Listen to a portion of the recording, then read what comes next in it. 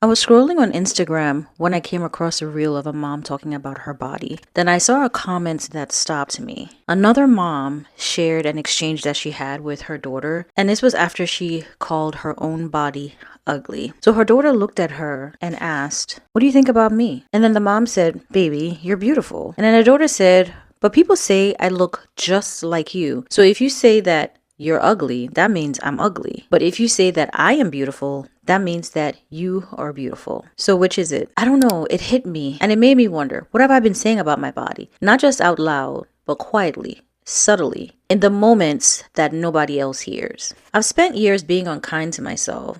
The way that I've viewed my body. I've actually been cruel, saying things that I would never say to another person. And for years, I've focused so much on what I thought I should look like. So trying desperately to have this body that society tells me that I should have. This unrealistic cookie cutter standard that I am supposed to meet. And in all that focusing on what I deemed wrong, I completely missed out on what was right. My body has carried me through everything. Seriously, decades of living. Every hard season, every difficult year, every moment of stress, of grief, of joy, and exhaustion. It just kept doing its best even when I neglected it. And believe me, I have neglected my body. That comment from this stranger on Instagram made me realize something that I hadn't fully faced. The way I speak about my body doesn't just affect me, it affects people that are watching me live my life. And that's something that I never took into consideration when I would think these things or say these things about my body. All bodies should not look the same because we're not all the same. And all bodies deserve to be taken care of and deserve to be respected. Children don't just hear what you say about yourself, they feel it. They watch how you move through the world in your body. They're watching you. They're hearing what you're not saying. Like, I want my daughters to see me genuinely loving my body along the way. But if we are going to be honest, here's what makes it very hard to love your body. It's the pressure to look a certain way.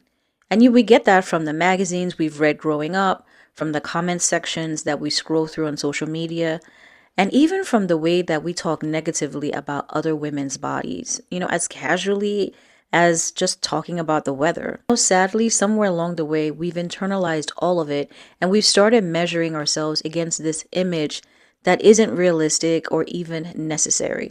And I want to be clear that I'm not here to tell you to love every inch of yourself every single day.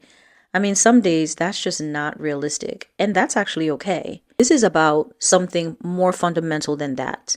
It's about gratitude, saying thank you to your body for just continuing to function in spite of the harsh words, in spite of the neglect, in spite of the disrespect. Most of us, me included, we've been so focused on what our body looks like that we've forgotten to just be grateful for what it does. Not for the size, not for the shape, not for the number on the scale. And so after I read that comment, I did something that I've never done before. I mean, I video journaled, but this time I video journaled an apology to my body. It was very specific. And I know how that sounds. But I just want you to stay with me because I know it sounds like, this motivational thing, but I apologize to every part of my body and I thanked it for everything it has done. And in that moment, I'm going to be honest, something shifted. I started seeing my body as something to appreciate and not just something that constantly needs to be fixed. And that doesn't mean that I don't want to take care of my body. I'm not going to stop wanting to take care of my body. Of course not. I still exercise. I still try to eat well. I focus on my overall health. But my motivation has changed. I'm taking care of my body because I'm grateful for it, not because I'm ashamed of it. And that's the difference. It's a completely different relationship that I have with my body now. But I still have days where I look in the mirror and those cruel thoughts arrive before I can stop them. But now I'm countering those negative thoughts with gratitude because my body is extraordinary because of what it does every single day. And so is yours. Every single day, your body shows up for you. It's functioning. It's doing what it's supposed to do, in spite of what we do to it or don't do. So before I go, I'd like to encourage you to do two things. Number one, find a quiet moment today or sometime this week and apologize to your body and do it honestly. And then number two, I want you to say thank you to the parts of yourself that you have been the hardest on. In the comments, I'd love to know, what is one thing your body does every day that you have been taking for granted? Let's talk about it below. And if you're new here, welcome. My name is Kim. I would love for you to join the Fab Fam by subscribing. I also have a newsletter. It is bi-weekly and it's free, and the link is in the description. And if no one has told you this today, you're valuable, you have purpose, you're more than enough, and you are fabulous. And until my next video, I recommend that you watch the one that pops up on your screen because I know you're going to love it. And I'll see you next week. Bye, everyone.